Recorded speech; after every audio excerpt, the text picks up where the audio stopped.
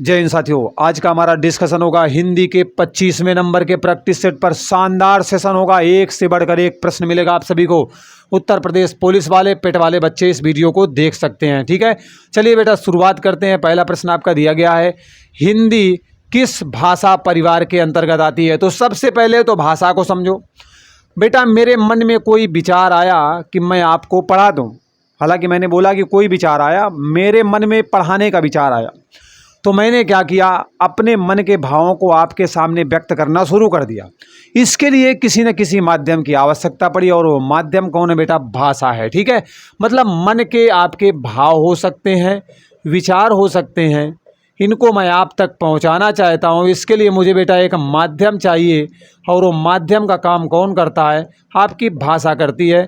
विभिन्न देशों की अलग अलग भाषाएं हैं, लेकिन यहाँ पर हम हिंदी की बात कर रहे हैं। हिंदी भी एक क्या है बेटा? आपकी एक भाषा है। ठीक है, हिंदी वर्तमान में बेटा आपकी राजभाषा है। हिंदी वर्तमान में क्या है? एक राजभाषा है। हिंदी की अगर बात करें तो हिंदी भाषी अगर क्षेत्रों की बात करें या फिर राज्यों की बात करें तो बेटा आपको 9 राज्य मिलेंगे प्लस एक केंद्र शासित प्रदेश मिलेगा, और उसका नाम बेटा क्या है? दिल्ली है। ठीक, एक केंद्र शासित प्रदेश है, नाम बेटा दिल्ली है। ये उत्तर भारत के राज्य और केंद्र शासित प्रदेश है। यहाँ पर आपको हिंदी बोलने वाले लोग मिलेंगे। अब यहाँ पर एक्चुअली प्रश्न है कि जो हिंदी है उसका भाषा परिवार कौन सा है। तो बेटा हिंदी का जो भाषा परिवार है ना, वो भारत और यूरोपीय है, तो दोनों को मिक्स करके भारोपीय बना दिया गया है। सो एक का ऑप्शन नंबर डी क्या है? बिल्कुल राइट आंसर है। ठीक है, एक का डी बिल्कुल राइट आंसर है। तो आपने भाषा भी समझा, हिंदी को समझा, हिंदी बोलने वाले क्षेत्रों को भी समझा। बेटा प्रश्न है कि अधिकतर भारतीय भाषाओं का विकास किस लिपि से हुआ है। तो बेटा मोस्टली जो भारतीय भाषाएं, आप सभी जानते हो कि भारतीय अगर संविधान में हम जाएं, बेटा भारतीय संविधान में जाएं, तो आप सभी जानते हो कि वर्तमान में 22 भाषाओं को स्थान आपके संविधान में दिया गया है। तो बेटा भारतीय भाषाओं का जो अधिकतर विकास है ना, वो आपकी ब्राह्मी लिपि से हुआ है। सो राइट आंसर यहाँ पर क्या है? ऑप्शन नंबर ए है, ब्राह्मी लिपि से हुआ है। अशोक जी का जानते हो आप नाम, ठीक है, अशोक सम्राट को जानते हो बेटा। ब्राह्मी लिपि में मोस्टली उनके अभिलेख आपको देखने को मिलेंगे, बाकी खरोष्ठी लिपि में भी है, आर्मेयिक लिपि में है। ठीक, चलो तो यहाँ पर राइट आंसर क्या है बेटा? ऑप्शन नंबर ए यहाँ पर बिल्कुल करेक्ट है। अगला सवाल दिया गया है, मगही किस उपभाषा की बोली के अंतर्गत आती है। बेटा अगर हम हिंदी की बात करें तो हिंदी आपकी एक भाषा है, और बहुत सारी उपभाषाएं भी हैं। तो अगर हम बात करें उपभाषाओं की तो हिंदी की 5 उपभाषाएं हैं। कितनी बेटा उपभाषाएं हैं? इनकी संख्या 5 है। और ये 5 उपभाषाओं में बेटा आपको एक पूर्वी हिंदी मिलेगी, दूसरी मिलेगी बेटा आपको पश्चिमी मिलेगी। ठीक है, पूर्वी हो गया, पश्चिमी हो गया। इसके बाद बेटा राजस्थानी मिलेगी, इसके बाद चौथे नंबर वाली आपको बिहारी मिलेगी, और 5वें नंबर वाली बेटा आपको पहाड़ी मिलेगी। ये 5 जो है आपकी हिंदी की उपभाषाएं हैं, और इनके अंतर्गत बहुत सारी बोलियां हैं, लगभग 18 के आसपास आपको बोलियां देखने को मिलेंगी। ठीक है, तो अब यहाँ पर कह रहा है कि उपभाषा के अंतर्गत आता है, तो मगही एक्चुअली किसके अंतर्गत आती है? तो बेटा मगही हो, या फिर मगधी हो, या फिर आपकी भोजपुरी हो। मगही हो, मगधी हो, भोजपुरी हो, ये बेटा आपके राजस्थानी में आती हैं। किस में आती है? मगही हो, या फिर आपकी मगधी हो, या फिर आपकी बेटा भोजपुरी हो। ये सब की सब आपकी किस में आती हैं? बिहारी वाली हिंदी में आती हैं। सो राइट आंसर कौन सा हो जाएगा? बिहारी। तो 3 का ऑप्शन नंबर क्या होगा बेटा? ए करेक्ट हो जाएगा। सो ऑप्शन नंबर ए यहाँ पर आपका बिल्कुल करेक्ट हो जाएगा। पश्चिमी हिंदी के अंतर्गत बेटा आपको मोस्टली देखने को मिलेंगी ब्रजभाषा बेटा मिलेगी इसमें, और खड़ी बोली मिलेगी। कौन सी मिलेगी? खड़ी बोली और ब्रजभाषा बेटा यहाँ पर मिलेगी। राजस्थानी में आपको बेटा जयपुरी मिलेगी। कौन सी मिलेगी? जयपुरी, राजस्थान वाली मिलेंगी आपको। ठीक है, मेवाती, मेवाड़ी सब मिलेंगी। पूर्वी हिंदी में बेटा आपको अवधी मिलेगा। कौन सा मिलेगा? अवधी मिलेगा, बघेली मिलेगी, और आपको छत्तीसगढ़ी मिलेगी। छत्तीसगढ़ी, ये सब के सब आपको बेटा कहाँ मिलेंगी? पूर्वी हिंदी में मिलेंगी। तो ABC, 60 में ABC भी बोलते हैं आपको। ABC, अवधी, बघेली, छत्तीसगढ़ी भी बोलते हैं पूर्वी हिंदी के अंतर्गत। तो क्लियर, यहाँ पर बेटा मगही जो है ना आपके ऑप्शन नंबर ए बिहारी उपभाषा के अंतर्गत आने वाली बोली है। ठीक है, बेटा भाषाई आधार पर सर्वप्रथम किस राज्य का गठन किया गया था? भाषा के आधार पर किस राज्य का सबसे पहले गठन किया गया था? तो इसका राइट आंसर बेटा आंध्र प्रदेश का गठन किया गया था। आंध्र प्रदेश की वर्तमान में राजधानी क्या है, ये आप बताने वाले हो कमेंट करके। जम्मू कश्मीर बेटा वर्तमान में आपका राज्य नहीं रहा, अब एक केंद्र शासित प्रदेश बन चुका है। क्या बन चुका है बेटा? एक केंद्र शासित प्रदेश आपका जम्मू कश्मीर बन चुका है। और इसी जम्मू कश्मीर से बेटा एक लद्दाख भी आपका जो है, लद्दाख केंद्र शासित प्रदेश बनाया गया है। लद्दाख में बेटा केवल 2 जिले हैं। कितने हैं? 2 जिले हैं। ठीक है, कितने हैं? 2 जिले हैं। पंजाब तो आप सभी जानते हो, पंजाब की राजधानी क्या? जल्दी से बताओ बेटा। राजस्थान की राजधानी तो आपको जयपुर है। ठीक है, चलो यहाँ तक तो भाई समझ में आ गया। राइट आंसर यहाँ पर ऑप्शन नंबर बी है, आंध्र प्रदेश से बेटा अगला सवाल दिया गया है। निम्नलिखित में से कौन सा स्वर पश्च स्वर के अंतर्गत आता है? बेटा आप जानते हो हिंदी वर्णमाला में आपके 52 वर्ण दिए गए हैं और इन 52 वर्णों में आपको बेटा 11 नंबर के स्वर मिलेंगे, मतलब 11 स्वर मिलेंगे। 11 नंबर के, क्या 11 नंबर वाली बस से बोलते हो ना पैदल पैदल चले जाओ, वही कह रहा है 11 यहाँ पर स्वर मिलेंगे आपको। अब कह रहा है कि स्वर जो है ना उसमें पश्च स्वर के अंतर्गत एक्चुअली कौन सा आता है? तो बेटा पश्च स्वर के अंतर्गत देखो यहाँ पर जो ढा ढक्कन है ये व्यंजन दिया गया, जा से जहाज व्यंजन है। अब ये तो दोनों है नहीं, पहले ही कट हो जाएंगे क्योंकि आपसे स्वर बोला गया है। स्वर आपके बेटा 11 हैं। ठीक है, छोटा आ, बड़ा आ, छोटी बड़ी, छोटा ऊ, बड़ा ऊ, रि ए आए ओ आओ। ठीक, ये है क्या? अब यहाँ पर बेटा कह रहा है कौन सा राइट आंसर है इसमें 5 नंबर वाले में? तो बेटा राइट आंसर है बड़ा आ। बड़ा आ बेटा आपके पश्च स्वर के अंतर्गत आता है। सो ऑप्शन नंबर सी यहाँ पर क्या होगा? बिल्कुल करेक्ट हो जाएगा। अगला सवाल है बेटा, अनुनासिक का संबंध किससे होता है? नाम ही है बेटा अनुनासिक। अनुनासिक का मतलब होता है जहाँ आप नाक का भी प्रयोग करने वाले हैं और मुंह का भी प्रयोग करने वाले हैं। तो जिन वर्णों के उच्चारण में आपको नाक का भी प्रयोग करना पड़ेगा, मुंह का भी प्रयोग करना पड़ेगा, वो आपके अनुनासिक कहलाएंगे। सो यहाँ पर ऑप्शन नंबर सी आपका क्या होगा? बिल्कुल राइट हो जाएगा। नाक और मुंह दोनों के यूज से बेटा आपके अनुनासिक वर्णों को बोला जाता है। अनुनासिक वर्ण अंगा, इया, आना, ये सब आपके इसी में आते हैं, अनुनासिक वर्ण में आते हैं। ठीक है, बोल के प्रैक्टिस करिएगा और साथ ही साथ में देखते हुए चलिएगा, समझ में आ जाएगा। कह रहा है शुद्ध वर्तनी का बेटा चयन करना है। कह रहा है कौन सी वर्तनी इन सब में आपकी शुद्ध है? तो अगर हम बात करें प्राक कथन की तो बेटा ऑप्शन नंबर बी यहाँ पर आपका बिल्कुल सही है। 7 नंबर का ऑप्शन नंबर बी करेक्ट है बेटा। शुद्ध वर्तनी प्राक कथन है, बाकी आपके जो भी सारे लिखे हुए हैं सब के सब गलत दिए गए हैं। स्वागत बेटा यहाँ पर एक आपका शब्द दिया गया है। शब्द क्या है? एक्चुअली एक आपकी संधि दी गई है। क्या दी गई है बेटा? संधि दी गई है। और कह रहा है सही संधि का नाम बताना। एक्चुअली कह रहा है कौन सी संधि है यहाँ पर? बेटा मैं संधि आपको बताना चाहूँगा। संधि क्या होती है, संधि की परिभाषा बताना चाहता हूँ बेटा। 2 समीपवर्ती वर्णों का मेल। जब 2 समीपवर्ती वर्णों का मेल होता है उसके बाद क्या होता है बेटा? विकार होता है, परिवर्तन होता है, बदलाव होता है। तो वहाँ पर आपको क्या बनती है बेटा? संधि बन करके तैयार हो जाती है। हिंदी में अगर हम संधि की बात करें तो प्यारे बच्चों आपकी संधियाँ 3 प्रकार की होती हैं। एक आपकी बच्चों स्वर संधि होती है, दूसरी आपकी व्यंजन होती है और तीसरी वाली आपकी विसर्ग संधि होती है। स्वर के बाद में स्वर आएगा, विकार परिवर्तन होगा, वहाँ पर स्वर संधि होगी। व्यंजन के बाद में स्वर या व्यंजन में से कोई भी आएगा, विकार परिवर्तन होगा, वहाँ पर व्यंजन संधि होगी। विसर्ग के बाद में स्वर या व्यंजन, विकार या परिवर्तन, उसके बाद क्या होगा? आपकी विसर्ग संधि होगी। क्लियर? स्वर संधि के बेटा आपके 5 भेद हैं। स्वर संधि के कितने भेद हैं बेटा? 5 भेद हैं। एक आपकी गुण संधि भी है, दूसरी आपकी वृद्धि संधि है, तीसरी आपकी यड़ संधि है, चौथी अयादि है, 5वें नंबर वाली दीर्घ है। 5 है। अब यहाँ पर एक्चुअली स्वागत दिया गया है तो स्वागत का हम सबसे पहले संधि विच्छेद करेंगे। तो इसको जब हम तोड़ेंगे बेटा तो सु धन आगत में टूटेगा। किस में टूटेगा? सुधन आगत में। यहाँ पर आप देख रहे हो छोटा ओ की मात्रा दी गई है, यहाँ पर बड़ा आ की मात्रा दी गई है। अब एक्चुअली यहाँ पर होगा क्या वो हमें समझना पड़ेगा, वो हमें यहाँ पर क्या करना पड़ेगा बेटा? समझना पड़ेगा। तो ऊ आपका क्या करेगा? वा में बदलेगा जा करके, लेकिन बड़ा आ की मात्रा इसके साथ लगने वाली है। सो यहाँ पर हम देख रहे हैं कि एक्चुअली जो ऊ है ना वा से वकील में बदल चुका है। तो इस अवस्था में क्या है ना, मैंने बेटा संधि पर डेडिकेटेड वीडियो बनाया, आप जाके देखोगे ना सब दूध का दूध पानी का पानी हो जाएगा, मतलब कोई डाउट नहीं बचेगा। तो यहाँ पर राइट आंसर बेटा कौन सा है? यण संधि है। मतलब जहाँ पर आपके इस तरीके का परिवर्तन होता है, या व रा में परिवर्तन होता है ना, वहाँ पर आपको बेटा कौन सी संधि मिलती है? वहाँ पर आपको संधि मिलती है यण संधि। So right answer option number D right answer हो जाएगा। वृद्धि संधि में बेटा क्या होता है, एक्चुअली वृद्धि हो जाती है, मतलब इसमें आपको दो दो मात्राएं वाले मिलेंगे, दो दो मात्राओं वाले इस तरीके से कुछ भी मिलेगा लिखा हुआ वो समझ लेना। व्यंजन संधि तो आप जानते हो, दीर्घ संधि तो मैंने बता दी, दीर्घ हो जाएगा। दीर्घ का मतलब है बेटा बड़ा आ आएगा, बड़ी ई आएगा, बड़ा ऊ आएगा। डेडिकेटेड वीडियो बना यार, ज़्यादा डिटेल में जाऊँगा तो पूरी थ्योरी क्लास यहीं पर हो जाएगी, तो आप लोग ना प्रैक्टिस कब करोगे, ठीक है। अगला बेटा प्रश्न है, निम्नलिखित में से कौन सा समूहवाचक प्रत्यय नहीं है। कह रहा है प्रत्यय नहीं है।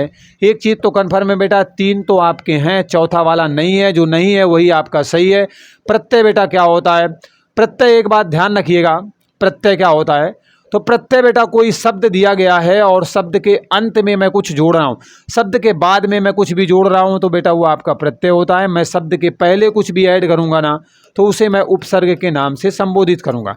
मतलब किसी शब्द के पहले कुछ भी ऐड करोगे तो वो उपसर्ग कहलाता है, शब्द के बाद में ऐड करोगे वो प्रत्यय होता है। मूल शब्द के बाद में और पहले सब ये होता है। तो कह रहा है कौन सा आपका जो है समूहवाचक प्रत्यय नहीं है जो समूह को बतलाने का काम करे। वर्ग से एक समूह का बोध होता है, बिल्कुल कन्फर्म है। लोग से एक समूह का बोध होता है, गण से भी समूह का बोध होता है, लेकिन प्रेस से आपके क्या होता है, समूह का बोध नहीं होता। So right answer option number B है। 9 का बी वाला बिल्कुल करेक्ट हो जाएगा, क्योंकि आपसे बेटा नहीं वाला पूछा गया है। अगला सवाल है कन्यादान। अरे क्या बात है, बड़े सौभाग्य से मिलता है। कौन सा समास है बेटा, समास जो होता है ना, दो पदों का या कह सकते हैं दो शब्दों का वियोग होता है या मेल होता है। कहने का मतलब है जब दो पद या दो शब्द मिलते हैं उसके बाद एक नया कोई सार्थक शब्द बन करके तैयार होता है, तो वो बेटा आपका समास होता है। समास को जब कभी हम विभिन्न परिस्थितियों में तोड़ते हैं तो वो समास विग्रह के नाम से जाना जाता है। तो बेटा यहाँ कन्यादान दिया गया, इसका मतलब अगर मैं इसे तोड़ूंगा तो निकल करके आएगा कन्या का दान। क्या आएगा, कन्या का दान आएगा।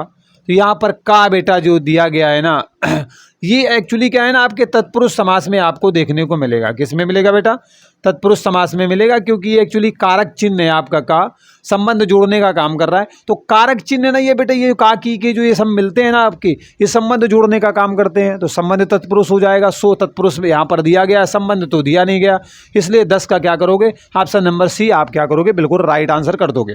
अब द्विगु समास बेटा गलत लिखा हुआ, ऐसे सही होता है। द्विगु समास में बेटा क्या होता है कि जो पूर्व पद होता है, पूर्व पद वो आपका संख्यावाची विशेषण होता है। पूर्व पद क्या होता है बेटा, संख्यावाची विशेषण होता है पूर्व पद। और तो समझ गए, आपसे त्रिभुज भी कह सकता है, त्रिकोण भी कह सकता है, चौराहा भी कह सकता है, नवग्रह भी कह सकता है, नवरात्रि भी कह सकता है। ये सब आपके क्या होते हैं बेटा, द्विगु समास के उदाहरण हैं। कर्मधारय समास में जो भी आपका दिया गया होता है उसे हम तोड़ लेते हैं, के समान या रूपी में टूट करके आता है, तो उससे हम पता कर लेते हैं भाई कर्मधारय समास है। थोड़ा टिपिकल होता है, बाकी डेडिकेटेड वीडियो बना हुआ है, आप जाकर देख लेना।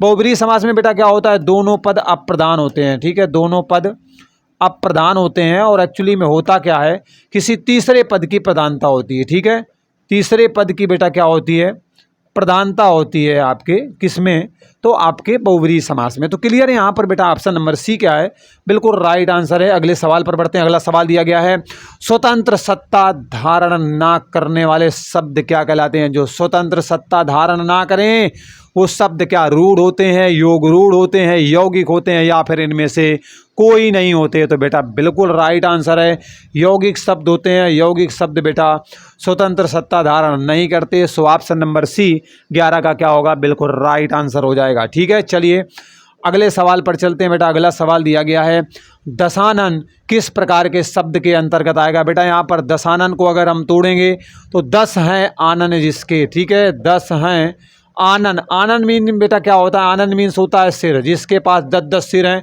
मतलब यहाँ पर आनन हैं, मतलब 10 हैं आनन जिसके, मतलब यहाँ पर एक्चुअली क्या है ना, रावण की बात की जा रही है यहाँ पर। तो अगर उस दूसरे नज़रिए से देखो ना, तो यहाँ पर बेटा आपको बहुब्रीहि समास मिलेगा। कौन सा मिलेगा, बहुब्रीहि समास देखने को मिलेगा। बहुत एग्जाम्पल पूछा जाता है, दसमुख हो गया, दशानन हो गया, पूछा जाता। लेकिन यहाँ पर कह रहा है एक्चुअली ये किस प्रकार के शब्द के अंतर्गत आएगा। तो बेटा 12 नंबर का सवाल है, एक्चुअली ये आपके योग रूढ़ में आएगा। ठीक है, योग रूढ़ में आएगा। सो ऑप्शन नंबर ए आपका क्या होगा, बिल्कुल करेक्ट हो जाएगा। रूढ़ शब्द वे होते हैं बेटा जिनको आप तोड़ नहीं सकते हो, और तोड़ दोगे तो उनका कोई अर्थ निकलने वाला नहीं है।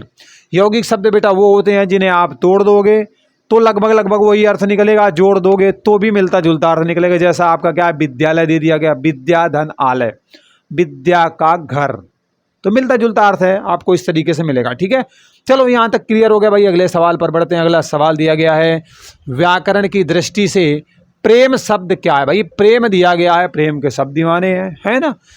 तो कह रहा प्रेम शब्द व्याकरण की दृष्टि से क्या है। बेटा प्रेम ना एक आपका एक्चुअली क्या है, एक भाव है, और भाव में क्या है बेटा, भाववाचक संज्ञा है। ठीक है, भाववाचक संज्ञा है। सो अब देखते हैं क्या दिया गया है आपके प्रश्न में। बेटा कि विशेषण, विशेषण क्या करता है प्यारे बच्चों, आपके संज्ञा की या फिर सर्वनाम की विशेषता बतलाने का काम करता है।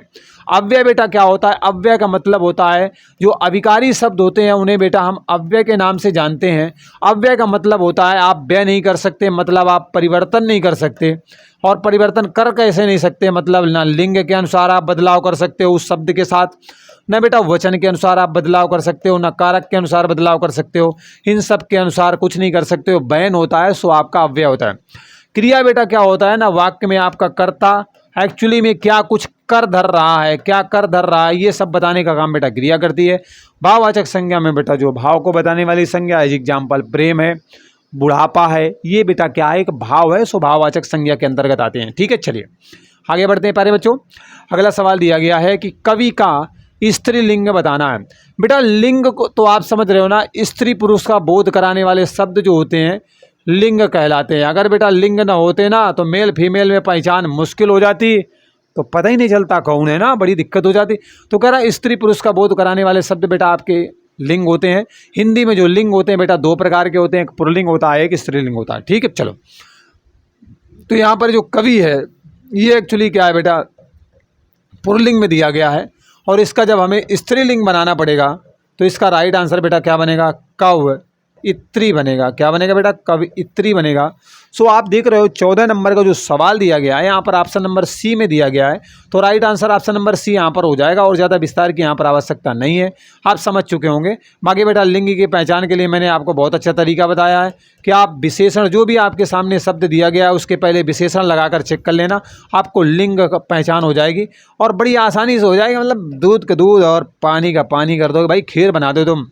अगला है कि शब्द जब वाक्य में प्रयुक्त होने की योग्यता प्राप्त करता है, एक शब्द होता है और जब वाक्य में प्रयुक्त होने की योग्यता को प्राप्त करता है तब उसे क्या कहा जाता है। शब्द की बात कर रहा है तो उसे बेटा पद के नाम से जाना जाता है। जो 15 का ऑप्शन नंबर डी क्या होगा, बिल्कुल राइट आंसर हो जाएगा। मतलब एक शब्द है आपका वाक्य में प्रयुक्त होने की जब योग्यता को धारण कर लेता है दैट इज कॉल्ड पद, उसे हम पद के नाम से जानते हैं।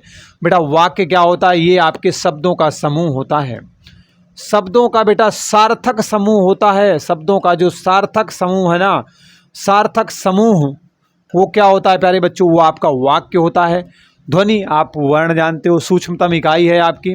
समास बेटा आपके दो पदों या शब्दों का योग, इसके बाद नया तीसरा सार्थक शब्द बनता है, वो आपका समास होता है। ये रहा बेटा आपका 16वें नंबर का सवाल दिया गया है, अतनु का सही पर्यायवाची शब्द क्या होगा। बेटा पर्यायवाची का मतलब होता है ना समान अर्थ देने वाले शब्द। ठीक है, समान अर्थ देने वाले शब्द बेटा क्या होते हैं, पर्यायवाची शब्द होते हैं। तो अतनु का मतलब होता है जिसके पास कोई शरीर नहीं है। आप जानते हो भगवान शिव तपस्या में लीन थे और कामदेव का मन बला मचल रहा था, परेशान करे पड़े थे, गुस्सा आ गई, तीसरी आंख खोली और भस्म कर दिया, मतलब शरीर गायब कर दिया। तो अतनु बेटा कामदेव का पर्यायवाची है। सो यहाँ पर क्या होगा, ऑप्शन नंबर बी 16 का बिल्कुल राइट आंसर हो जाएगा। चलिए यहाँ तक बिल्कुल समझ में आ गया, कोई डाउट नहीं होगा। अगर संदेह है तो कमेंट बॉक्स भी है आपके लिए। बेटा लिखा हुआ है स्वकीय, स्वकीय का विलोम, विलोम का मतलब होता है बेटा उल्टा अर्थ देने वाले। ठीक, उल्टा अर्थ देने वाले शब्द, या इसे हम विपरीतार्थक शब्द के नाम से भी जानते हैं। ठीक है, विपरीतार्थक शब्द के नाम से बेटा जानते हैं, विपरीत अर्थ देने वाले।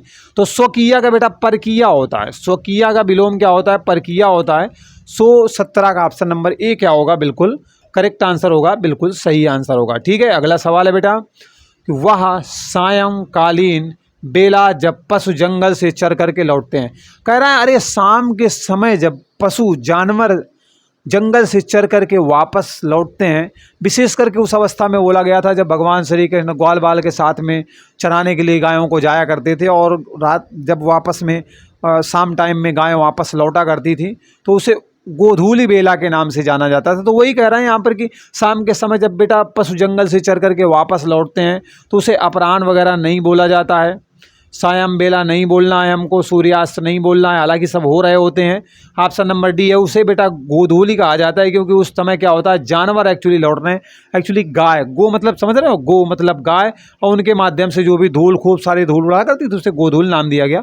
ऑप्शन नंबर डी यहाँ पर आपका बिल्कुल करेक्ट हो जाएगा। ठीक है, चलिए अगला सवाल दिया गया है कि सत्य और अहिंसा का खाली स्थान आपको भरना है, संबंध है, रिक्त स्थान के आपको पूर्ति करना है।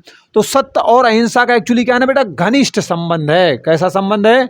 घनिष्ठ संबंध है। सो घनिष्ठ कहाँ पर दिया गया है आपके बेटा? ऑप्शन नंबर बी में दिया गया है, इसलिए 19 का ऑप्शन नंबर बी हमें टिक करना पड़ेगा। ठीक है, सो राइट आंसर क्या है बेटा? घनिष्ठ है। आपने फिल इन द ब्लैंक कर दिया, भर दिया, सो काम बन गया। अगला है संतोष से पढ़कर सुख नहीं, अच्छा पढ़कर नहीं बढ़कर, ओ सॉरी बढ़कर लिखा है, क्या बात है, संतोष से बढ़कर सुख नहीं, सच बात है।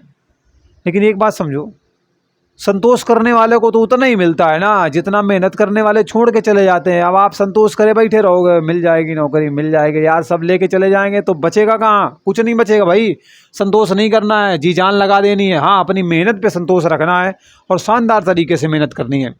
यह किस प्रकार के वाक्य के अंतर्गत आएगा बेटा? संतोष से बढ़कर सुख नहीं। तो यहाँ पर कुछ ऐसा विशेष दिया नहीं गया, मतलब सरल कहानी दी गई है। सो बेटा ये आपका सरल वाक्य के अंतर्गत आ जाएगा। सो ऑप्शन नंबर ए क्या होगा? बिल्कुल राइट आंसर हो जाएगा। मिश्र वाक्य है नहीं, संयुक्त है नहीं। ठीक है, तो यहाँ पर आपका बिल्कुल सरल बात कह रहा है, सरल वाक्य हो गया। वाक्य के बेटा घटक कितने होते हैं? वाक्य के आपके बेटा दो घटक होते हैं। एक आपका क्या होता है? कर्ता होता है, जिसे आप एक्चुअली क्या करते हो, उद्देश्य के नाम से जानते हो, और दूसरा आपका जिसे आप अंग्रेजी में सब्जेक्ट प्रेडिकेट बोलते हो ना, वही करा, उद्देश्य के नाम से जानते हो, और दूसरा आपका पार्ट क्या होता है बेटा? विधेय के नाम से जानते हो। तो वाक्य में बेटा क्या हो ना, दो घटक होते हैं, आपका उद्देश्य होता है, दूसरा विधेय होता है, जिसे अंग्रेजी में सब्जेक्ट और प्रेडिकेट के नाम से जानते हो। तो बेटा यहाँ पर ऑप्शन नंबर सी में दिया गया है। बात यहाँ पर हम हिंदी की कर रहे हैं, अंग्रेजी की तो नहीं कर रहे।